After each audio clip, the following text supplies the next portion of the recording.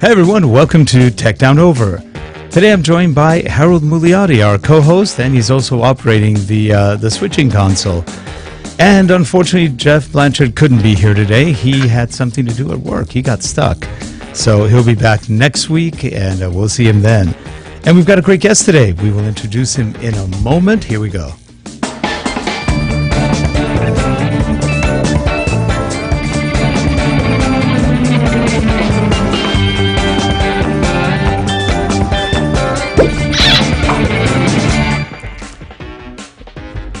And we are back, and joining us in that center position of power, pure absolute power, it's James Matthews. He's a video maker, a filmmaker, a YouTuber. He's from England, from Britain, and he does some really cool stuff. If you haven't seen, do you have his website up? Let's put his website up. He does some great stuff. Website, create. There we go. Does some great videos from all over the world. James, good to have you on. Cheers, guys. Thanks for having me. I really appreciate it. And I've got to give you props for that intro with you guys surfing. I don't know where you've been getting your surfing lessons, but you guys are killing it on the surfboards. Yeah, it was fun. And you know, it's funny because we live right close. We're not far from Malibu and all some of those beaches. And Geoff is in Melbourne. They got all sorts of surfing there, and neither of us surf. So that's sort of funny. I don't even think Harold surfs. He's young, much younger than we are. You're telling me that was all graphics and stuff. That's all graphics. It was just all, we had to hire, body doubles and yeah. Yeah, we had a good time. A little bit video tracking and a face on top of a real surfer. That was fun. So awesome. So we had a good time with that. But I've been watching you for a while on your video and stuff, and then we had Darren Miles on recently, and he says you got to have James Matthews on, and we went, we'll call. And then Sarah, I guess, got you on, but it was funny because I go, you're right. You were kind of on one of our lists of people to call. We just hadn't gotten down that list yet of all the people that were on it. No alphabetical order; they were just thrown together. And when Darren recommended you, we went, "Oh, cool! That's really good." So you know Darren. Yeah, Darren's awesome. I've known of Darren for about maybe the last 5 years. Yeah. From his YouTube. Because Darren, I believe like Darren is a real OG of the YouTube scene. I almost look at him as like the father of like photography YouTubing, basically. And then it's only recently, maybe like the last 2 years, he's kind of like, I've obviously been commenting on some of Darren's stuff, and now he comments on a lot of my stuff, and now we've kind of linked up and we're good friends now. Darren's awesome. That's great. Yeah, he's a really good guy, and he does great reviews of products. As do you. You've done some really cool reviews on the Crane and on the DJI stuff and all the other stuff. So it's always fun to watch you. But you're a very good filmmaker, and I say that not to go to your head. I want you to say you're incredible or awesome or one. No, you're really good. We went back today and reviewed more of your stuff just to make sure that we hadn't missed anything, and that reminded me of the one I saw recently with the Sahara, your time in the Sahara. That was pretty awesome. Yeah. And I remember the Sri Lanka one from before. That was another one that was pretty cool. It sounds like you go out with a good crew. You've got like 3 or 4 people that go with you. Well, it depends what trip it is.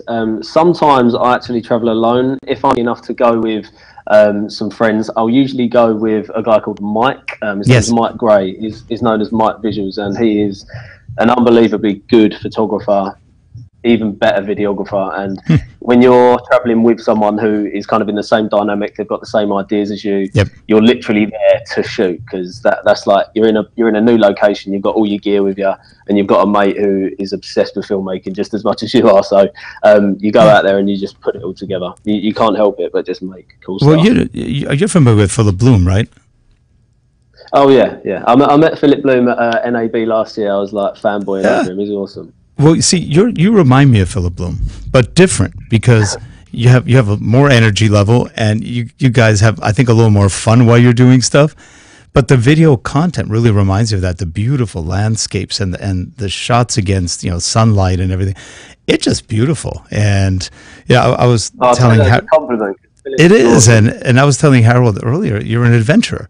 You kind of do everything what all of us kind of want to do, but we just either never do it or. And it's funny, you kind of live, we live vicariously through watching what you're doing with the videos, because not only are they beautiful to watch, but you can tell the camaraderie of you guys together and the crew and all the stuff going on. But the landscapes are just gorgeous, and what you're showing, you did some stuff. I think it was in Sri Lanka with the Buddhist temples where you had the drone go overhead. That was pretty cool. Yeah. That was a neat one. And you can tell you're having fun because you're there going, oh my God, look at this, and that I think makes it. I've got a massive, just general, massively a big appreciation for the world in general. So to go out and experience new things, that's just as good as going out and making good stuff. Like I'm in the moment, and I'm actually just seeing stuff I've never seen before, meeting people I didn't even know existed. It's like what's his name? I think it was Waters from Pink Floyd in one of his songs. He goes, the world's run by about 5,000 idiots, and other than that, it's a great place. Yeah, exactly. He's pretty right. I think he's right on that. And no matter where you go, when you were in the Sahara, you could tell people just accepted you like anyone else. It wasn't any big deal. It's like you were there having a good time. You're looking at the musicians and the instruments, and like when you were there, music joins every one of us together somehow or other. 100%. And it was beautiful listening to the music at night when you were there in that was it the Golden Sand thing? I think Gold Sand Camp. Yes. My God, yeah, what a place! Yeah. Probably the best place I've ever been to. Really? Yeah, it was just. And for anyone watching, the videos that James made that we're talking about, any of the ones we mentioned, we'll link them down in the description so you can check them out, and we'll just link his channel as well. Cheers, guys! Thank you. It's good stuff. How did you wind up getting into filmmaking? Right, so from quite a young age, maybe about 12 or 13. Well, since I was a toddler, basically, I was always into art. Art was kind of my thing. I'm in my office now, and I've painted it. I've done everything with all this chalkboard, made a map, and I'm just really artsy. I love creating stuff. Graffiti was my thing back in the day. Loved doing graffiti art, shamelessly. And then from that, I then got into photography, mainly macro photography, believe it or not, taking pictures of flowers. I found massively just interesting. I think it's just the fact that if you got a shallow depth of field, it just looked good back in the day. So I was taking a lot of pictures, and then I got into, I was doing a lot of BMXing at the time. And then I started taking tons and tons of pictures of all of my mates down the skate park, BMXing, and then that slowly got into making videos. I started just experimenting with video instead of just doing the still image. And then from there, I just kept on making videos, and it just kind of exploded into this massive hobby of mine just to make videos. And then, macro stuff is it's pretty nice to learn with macro stuff, just because it's small, you can move around it really easily, and you can change the composition of the shot. And of course, if you need to, a lot of times you can just go in with your finger and change something. Whereas if you're taking a picture of a mountain, then it's harder to do that. Although nowadays you've got a lot of manipulation when it comes to macro stuff, and it's just an interesting shot to the eye, especially if you're a beginner. And I guess the thing with flowers is they're almost just like a collection of abstract shapes, so that kind of gets you thinking a bit more just about the composition of the things, right? Rather than, because it's like if you a lot of people get into a trap of they're taking pictures of people or something, and they have the thing of I have to get the whole person's face, I have to get the person's face in the middle and stuff like that. Or they're taking a picture of a bike, and then they'll try to get the whole bike to represent the thing. You can play around the compositions and stuff like that. Yeah. What I was kind of wondering is, what would you say your first camera that you were really learning on was? It was this one here. I've literally just recorded a video today, and I was talking about it. So the first one that I started doing it properly on was this Canon Kiss X4, which is the 550D. Oh, okay. But before that, I was using my dad's camera, which was I can't remember what it was. It was like a Sony Handycam something, and then I gaff taped a fisheye lens adapter to the end of it, and that's what I was using to shoot a lot of my BMXing stuff right at the start. as I was obsessed with fisheye lenses. So that's what I very first started doing video on. And then this was essentially, I'd say this was my very first like actual video camera, or camera that I shot video on. Yeah, it's fun. I mean, nowadays, I think you're shooting with Sonys now, I think. Yeah, I'm shooting. Well, currently my own setup is the Sony A7S Mark II. Yeah. Looking to upgrade very, very soon. I'm hoping for the A7S Mark III to come out. Fingers crossed. If not, I'm going to go 1DX on the Canon. I've just decided, but yeah, I'm Sony at the moment. Yeah, I'm surprised Sony hasn't done the A7S III yet. They did everything else, but they've kind of ignored that one. So I'm not quite sure why. They're waiting. They're holding on. I know it for sure. Yeah, not quite sure why, but because now everybody and their mother's into full frame cameras, so it's really changed over the last. I mean, the last year just really brought full frame to full bloom. It's amazing how many full frame cameras we had. Some of the Sony full framers. We actually sold the Sonys. They were good, but we didn't like them as much for video as we liked some of the other cameras. And we wound up getting. Well, we had a home as a Canon.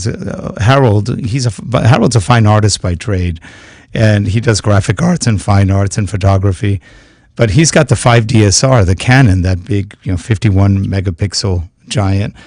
And I've been shooting with Micro Four Thirds, and I've been shooting with the Canon EOS R, the new one, which I like. It's a little quirky, but it's a fun camera to have. I don't have it with me right now, but everything's full frame now. I've been looking a lot at the EOS R. Yeah. Looks like his feed froze up a bit there. Oh, sorry, am I back, guys? No, you're back. Let's give us a rerun of the last few seconds. Sorry. Oh, sorry about that. So the whole Canon system for me, the colours are just so phenomenally beautiful. They are. Yeah. It is so hard for me now. Before, I would have picked Sony every day because of the whole 4K, the 120 frames at 1080p, and the fact that I can shoot flat. But now, I'm not bothered about shooting flat. I'm not that bothered about 4K. But the thing I am bothered about now is the colours. Yeah. Whereas before, I wasn't that bothered about colours. But now, I'm really, really into my colours. And Canon is just doing it. They've always done it. So they've always done it. Something in their Canon. Now, Fuji's are pretty good at colour. They're not bad. I'd say they're the closest to Canon. And sometimes they're even better. But Canon, you're right. I've been shooting Canon a long, long time. My dad shot Nikon, and I think he had, what's the other one? Oh, Leica. He had a Leica too. But they were very expensive, and they were good, but I wasn't into that. I liked the Canon when I started, and then been pretty much buying Canon since, though I like the Panasonics lately, some of them. Micro Four Thirds amazes me, like the Panasonic G9. It's a 21 megapixel camera, but it shoots really nice colors, very close to Canon. I think Panasonic's working on color space, and while Sony's good, the color space is still a little bit off, just a tad. It's just nowhere near as natural. You're right though about the Panasonic colors, because I was playing around with the GH5 in Morocco, actually in the Sahara, and the colors out of that are beautiful. And you don't need to shoot super flat to make it look nice. I mean, with the Sony, you have to kind of shoot flat and then turn the image into a nice image, because the colors are just terrible out of the box for me anyway. The Panasonic have very, very nice colors, very comparable to like Canon for sure. Now, I imagine you motivate a lot of young people. And the reason I say that is, if you look at your background, you've been really active, you've had a lot of fun in the things you did, and yet you come out and you are a class act when it comes to video filming, when it comes to putting that image out there so people can go, wow, look at that. Have you ever given the seminars or done things, or had kids even come up to you and go, how did you do it? I want to do it. I appreciate you saying that. I've had a few people come up to me and say things like that, because I mean, a few of the subscribers and stuff will see me every so often and say things like that. But I do get a lot of people just that are into filmmaking, that are in the area, like predominantly the local area, that will know of me and what I do, and they will say similar things like that. But I've given a few seminars. I give one at NAB last year, and then at Photokina this year for Zion Tech. And that was just an incredible experience. And yeah, I did get a lot of people really appreciating my work, because a lot of people saw it for the first time there, because I was actually showcasing my gimbal work in the Sahara, believe it or not. So, and that's kind of the first time that people got to see in the live my work, and then interact with me about how I shot it and ask questions and do a Q&A and things like that. So, yeah, people were very, very nice about my work, and so you just that. One thing I've noticed about you, and this is just from my noticing it, when you do gimbal work, it doesn't look like you're doing gimbal work. It's so natural, and that's the key to doing gimbal work. A lot of people do gimbal work where it looks sort of okay. It doesn't look that good, or it looks fake. Like they're forcing it a little more than yours is very natural. I noticed that, for example, on the Sahara one, some of the movements and the changes, they're really, really natural. And I think that's the key to really good gimbal work. I mean, when we do gimbal work, we look like ostriches who just had an egg and just are suffering. It just looks like crap. We're not that good at it. And when we watch somebody who's really good at it, you go, oh, that's nice. It's a technique. It's just how you shoot, and the technique with the gimbals is so crucial. And you know, the vendors don't really teach you quite as well. The Xeon Crane does do a pretty good job teaching with videos online, and you've had a lot of reviews where you show techniques and stuff. Same with DJI, but I tell you, they're not as easy as they look. Yeah, you know that. Yeah, I think, well, with me, I actually done a Steadicam course at film school. Yep. So that taught me to walk properly. It sounds silly, but taught me to walk properly, taught me how to balance a camera correctly on a Steadicam. If you can balance a camera on a Steadicam, you can definitely do it on a gimbal.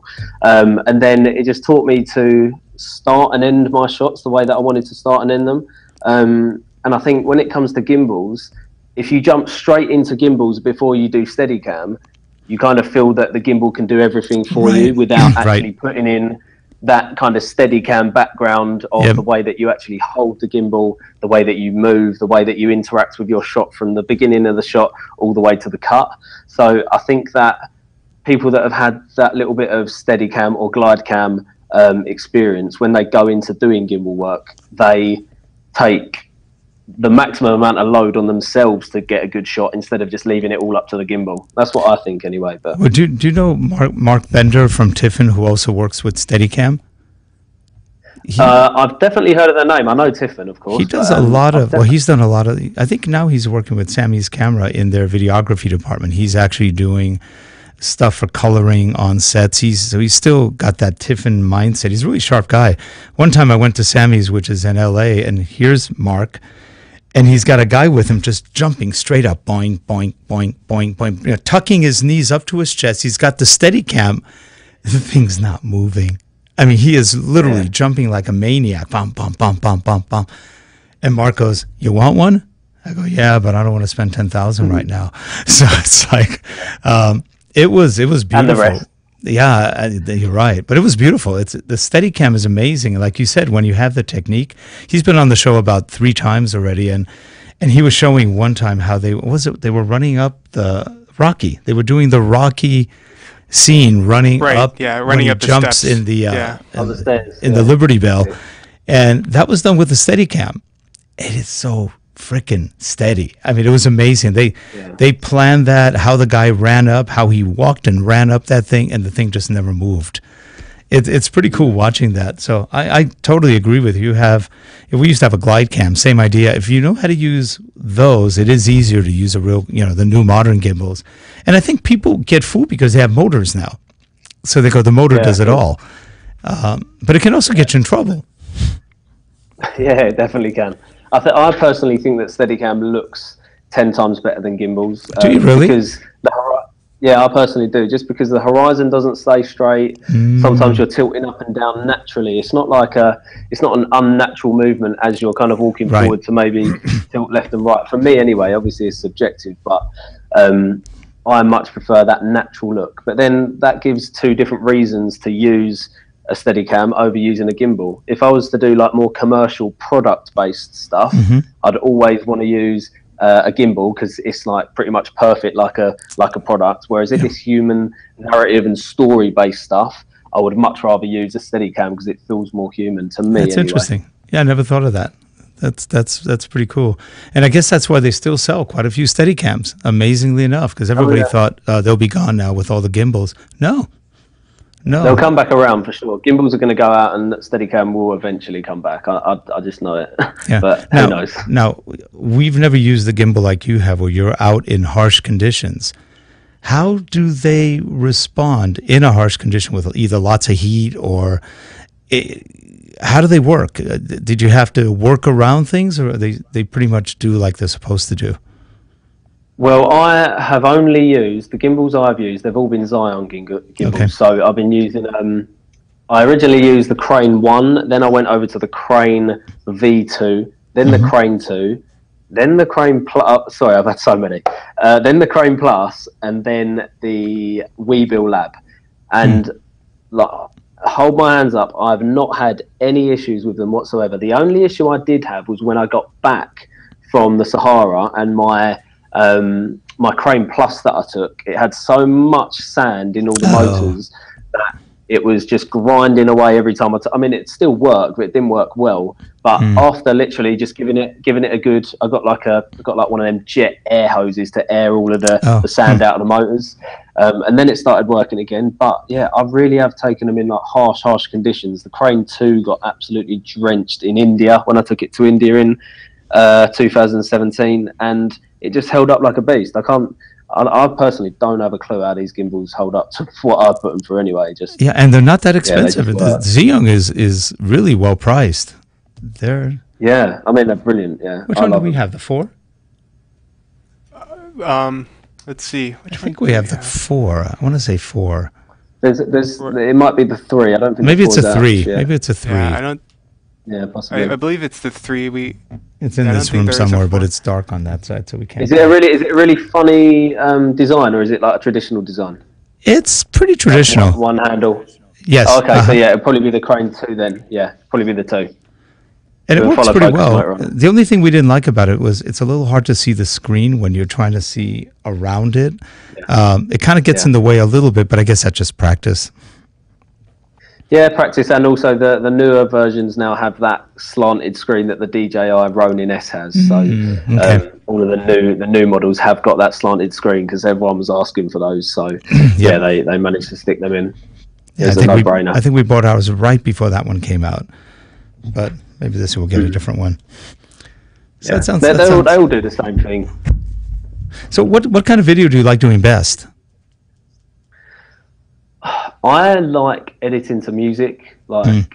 If music for me is the driving force of my video for sure. I think I'm more emotionally invested in music than I actually am images. So if I can hear a good soundtrack in my head, I will kind of play out something that I want to shoot in my head, and then I'll go out and try and shoot that.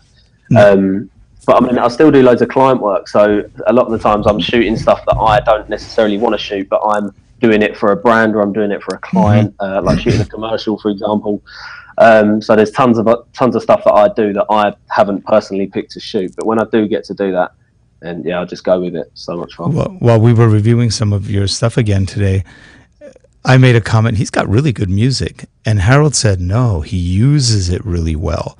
And what you just said really validates what Harold was saying, that the music, it does look like you're filming for the music, and that does give it a different feel. I remember on the ones I was watching today, I was going, yeah, the music's really good. And I hadn't quite tied it into the way you were using it like Harold did. I went, that's right. That is true.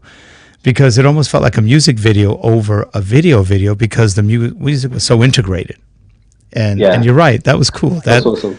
That makes it interesting. And, they teach that in basic film school. Get your music, get everything done ahead of time, and everything else kind of falls in place. Yeah, sure. And, a lot of people film without music, and then the music just kind of falls in place, but doesn't always quite fit. So, yeah. And then it's kind of contingent on you getting the right music for it. If you end up not being able to find the right music and you've already done everything else, then it's kind of... Yeah, exactly, 100%. I always like to find one first. If I can, that will just motivate me to get the shots that I want, because I can already see it in my head, the film that I want to make, and then I've just got to go out and get it. Yeah. So it's as simple as picking up the shots. speaking of, where do you like to get your music from? I get my music from a couple of places. So I get my music from Artlist, which is like a licensing website. They do awesome music for super cheap. I don't know how they're doing it for the price that they do it for.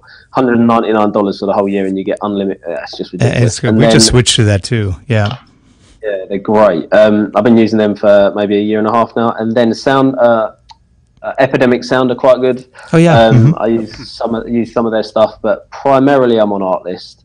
And then every so often I'll kind of throw in a track that I can use on YouTube, but I can't monetize my video. So it might be a track from a producer that I really, really like that is signed to a label, and then I'll upload that video to YouTube. But then obviously I can't monetize it because But I mean, I guess Sorry. I guess sometimes if that if you really that was the idea you had in your head, you can't really just replace it with something else. It's not going to be the same. Yeah. But it's funny because and YouTube gets us all the time too, but we're using royalty free and they go, nah, copyright infringement. It's royalty free. It's like, and they just, and sometimes even if you take music, I've tried this. We've taken music from YouTube in the past, in their library, and they say you just did a copyright infringement. You just go, oh, it's your music. And it's all robots. So, it's just bots. They don't really check it. Well, the thing that really breaks my heart is sometimes when I see a YouTube video that I really liked, and it had, one set of music before, but then they got some sort of strike or something, so they had to re-upload it with different music, and it's just never the same. Yeah. Oh, it's never the same. Oh, no. Terrible. That is like criminal. That is. But I'll tell you, and we never used to care that much about it, but on our website recently, we had one image. We don't even know where it came from. I think it came from some royalty-free package years ago. We don't remember, and it just wound up on one of our rotators, like a picture rotator, and we just finished paying $1,500 for that. We got sued. I was going, what? Oh, well, and it wasn't in. So it was in one of the rotators that existed on our site, but we didn't actually have it on any page. We couldn't find it anywhere. They found it with a web crawler, something that the public wouldn't have found unless they were, randomly typing in URLs on our website and trying to find images. And our insurance lawyer, because we have insurance, Evers and Emission Insurance, he said, you know what? He goes, I know you didn't do anything wrong. His line was, show me the proof, not the truth. He goes, unfortunately, you can't say you bought it or where you got it, so therefore they own it. And he goes, we check, they own it. He goes, it's slimy what they do. This is a law firm that actually has a lawyer who's also a photographer. So he takes pictures, puts them up on, what was it? They're on Getty. I think they're on Getty Images. Oh, yeah, Getty Images. And they put them out as royalty free, and then they take them back. And then they go after anybody who got them. And we wound up, and I went, oh man! And if they get 1,500 from 1,000 people, they just made $1 million. And you just go, there's something so wrong about that. And he goes, it's disgusting. I hate it, but there's nothing you can do about it until somebody fights him in court. He goes, it's just going to keep happening. So anyone out there doing something creative, keep copyrights in mind all the time. Yeah, and if you see anything that says Tekra Images, don't buy it. It's a scam. Tekra Images. And they're out there. So, we learned the hard way. It's like, really? Jeez. And we were really careful about buying all our art, buying everything, and we get hit by it. So, and the good thing about...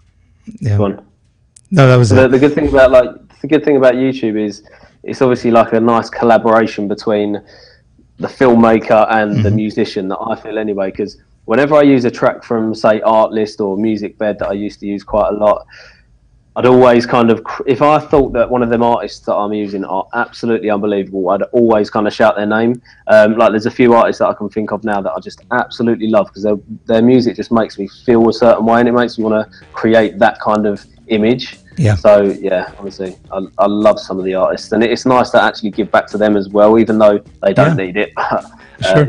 Sure. Well, we are just about out of time. And James, it has been a pleasure meeting you. I mean, meeting you actually for real versus just watching all the great stuff you do. It's been a lot of fun, and we will send a thank you note to Darren, too, for recommending you on the show. Awesome. Because that was really cool of him, and very nice of you to come on too and share some of what you do. Anytime. Thank you so much for having me. No, anytime. If you want to show anything, let us know. We'll put you on, because you do really good work. And, you know, as people who do a lot of YouTube too, we just appreciate watching good work. We just love seeing the kind of stuff you're doing, and the fun you're having doing it. That's the key. You're having fun. You're not just putting it out there. Absolutely. You're doing it and having a good time, because if you're not having a good time, you're miserable. Who cares? But you're really doing a good job. So, again, we appreciate you, and keep up the great work. Thank you, guys. Really appreciate that. Thanks for having me. Great. And your information will be in the show notes below. We'll have links to your YouTube channel and some of the videos that we like, and hopefully you get even more views from this. So we appreciate you, and have a good one. Take care, James. Cheers, guys. Have a good one. Thank you. Bye-bye, everyone. Bye, everyone. Bye.